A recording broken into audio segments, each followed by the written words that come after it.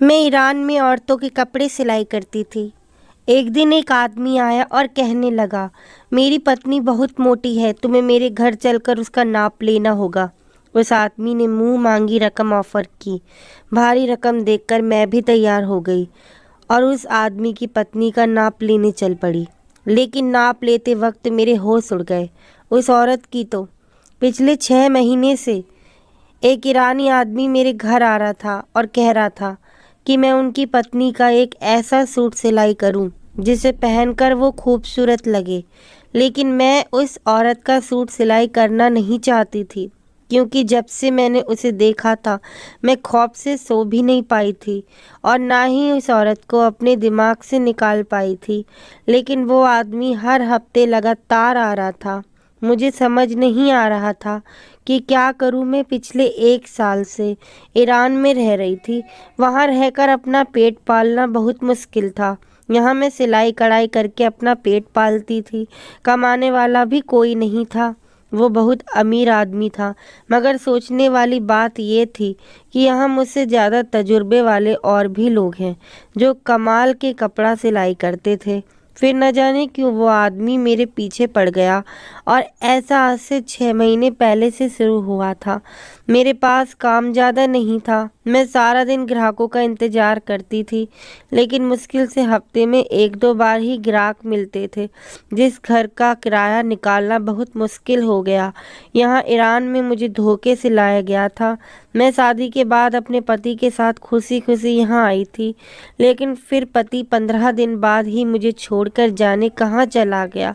मेरे लिए वो दिन जैसे कयामत के दिन थे, जब मैं 7 समुंदर पार दिन रात अपने पति को ढूंढ रही थी, फिर रही थी। मेरा पति खाना लेने का कहकर चला गया था, पर वो लौटकर नहीं आया। मैं भूखी प्यासी पूरा दिन अपने पति का इंतजार करती रही। मेरे पास मोबाइल नहीं था और ना ही मेरे पास पासपोर्ट था।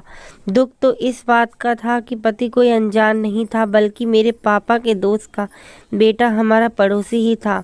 मेरे माता पिता इस दुनिया से जाने के बाद राजन अंकल ने ही मुझे पढ़ाया लिखाया और मेरी परवरिश भी की थी, और उन्होंने मुझे कभी किसी चीज़ की कमी महसूस नहीं होने दी थी। राजन अंकल मुझे बहुत प्यार करते थे, इसीलिए उन्होंने अपने बेटे की शादी भी मुझसे ही करा दी थी। मेरा पति शादी से पहले ईरान में ही रहता था। वहाँ पढ़ने के लिए गया था और फिर वहीं जॉब भी करने लगा। राजन अंकल ने बड़ी मुश्किल से उसे भारत बुलाया था। राजन अंकल के पास काफ़ी दौलत थी। अंकल ने अपने बेटे से कहा कि वो मुझसे शादी कर ले, पर उसने साफ इनकार कर दिया और कहने लगा, मैं पढ़ा लिखा हूँ और मैं अपनी पसंद की लड़की से ही शादी करूँगा। मैं किसी गांव की गवार को अपनी पत्नी नहीं बना सकता। यह सारी बातें मैं चुप कर सुन लेती थी। उस वक्त मेरा दिल चाह रहा था कि मैं इस घर से कहीं दूर चली जाऊं। ना मैं यहाँ रहूँगी, ना ही अंकल अपने बेटे को मजबूर करेंगे, पर मेरा और कोई सहारा भी नहीं था। मुझे यहीं रहना था और अंकल के हर फैसले के सामने मुझे सर भी झुकाना था।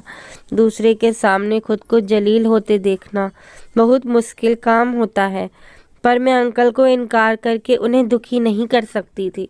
फिर अंकल न जाने कैसे अपने बेटे को समझाए, वो मुझसे शादी को मान गया। मुझे उसकी आंखों में अपने लिए नफरत साफ दिखाई देती थी। कहीं भी उसके दिल में मेरे लिए जगह नहीं थी। जब मैं उसके सामने होती, मेरा दिल करता था कि मैं उसकी नज़रों से दूर हो जाऊं, पर मेरे बस में कुछ भी नहीं था। मैं बस खामोशी से आंसू बहा लेती थी। शादी से एक दिन पहले मैं हिम्मत करके राजन अंकल के कमरे में चली गई। अंकल मुझे देखकर हैरान हुए और मुझसे पूछने लगे कि सब तो ठीक है।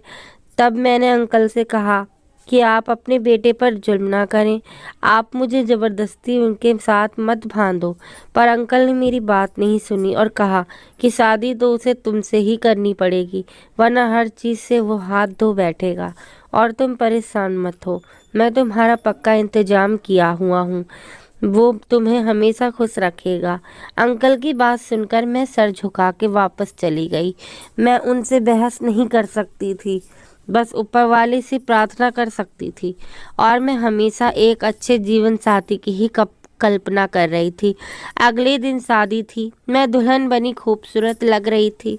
शादी अच्छे से हुई और मुझे मेरे पति